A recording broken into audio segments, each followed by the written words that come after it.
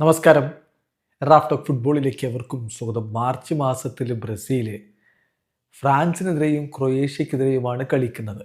ഫ്രാൻസിനെതിരെ ഇതാ March 27-നാണ് ബ്രസീലിൻ്റെ മത്സരമുള്ളത്. March 27-ന് പുലർച്ചെ Indian സമയം 2:30-നാണ് ആ കളി.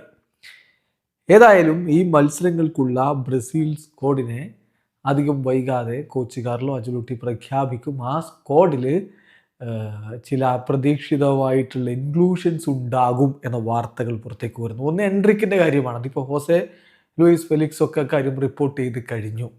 അതുപോലെ തന്നെ ബ്രസീലിൽ നിന്ന് UOL ഇക്കാര്യം റിപ്പോർട്ട് ചെയ്യുന്നുണ്ട്.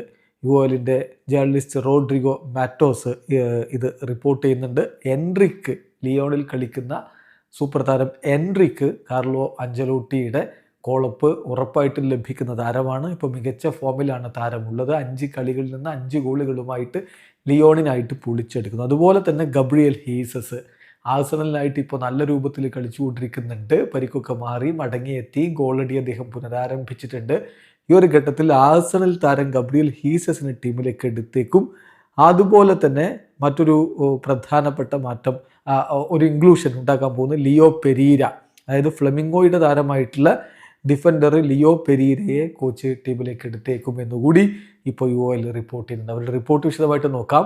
ബ്രസീലിയൻ ദേശീയ ടീം മാർച്ച് മാസത്തിൽ ഫ്രാൻസിനെതിരെയും ക്രൊയേഷ്യക്കെതിരെയും കളിക്കുമ്പോൾ ചില പുതിയ ഫേസസ് സ്ക്വാഡിലേക്ക് വരാനുള്ള സാധ്യതയുണ്ട്. പുതിയ ഫേസസ് എന്ന് പറഞ്ഞാൽ ബ്രസീലിന് വേണ്ടി അരങ്ങേറ്റം കളിക്കുന്നവരാണ് ഗബ്രിയൽ ഹീസസും അതുപോലെ എൻട്രിക്കൊന്നൊന്നുമല്ല.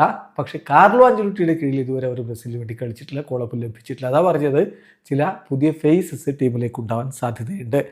ആഞ്ചലോട്ടി ഫൈനൽ ടെസ്റ്റ് നടത്തിക്കൊണ്ടിരിക്കുകയാണ്. വേൾഡ് കപ്പ് റോസ്റ്ററിലേക്ക് അത് ഫൈനലൈസ് ചെയ്യാൻ വേണ്ടി ഫൈനൽ ടെസ്റ്റുകൾ നടത്തിക്കൊണ്ടിരിക്കുകയാണ്.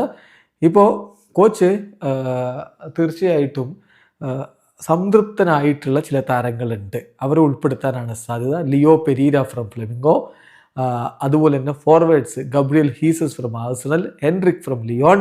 ഈ താരങ്ങൾ ബ്രസീൽ സ്ക്വാഡിലേക്ക് എത്തിയേക്കും എന്നാണ് UOLൻ്റെ റിപ്പോർട്ട്. ഏതായാലും നെയ്മർ ജൂനിയർ കൂടി വരുമോ എന്നുള്ളതാണ് നെയ്മറുടെ ആരാധകർ അറിയാൻ ആഗ്രഹിക്കുന്നത്. അതിന് അദ്ദേഹം ആദ്യം പരിക്ക് മാറി കളിക്കളത്തിലേക്ക് ഇറങ്ങണം. സാന്റോസിൻ്റെ അടുത്ത കളിയിൽ അദ്ദേഹം ഉണ്ടാകുമെന്നാണ് ലഭ്യമാകുന്ന വിവരങ്ങൾ. അത് കഴിഞ്ഞ് അദ്ദേഹം മികച്ച പ്രകടനം തുടരുകയാണെങ്കിൽ തീർച്ചയായിട്ടും നെയ്മറെ കാർലോ അഞ്ചലോട്ടി ഒഴിവാക്കില്ല. വീഡിയോ അവസാനിക്കുന്നു. ഫുട്ബോൾ ലോകത്ത് കൂടുതൽ വിശേഷങ്ങളുമായി റാഫ് ടോക്സ് വീണ്ടും എത്താം.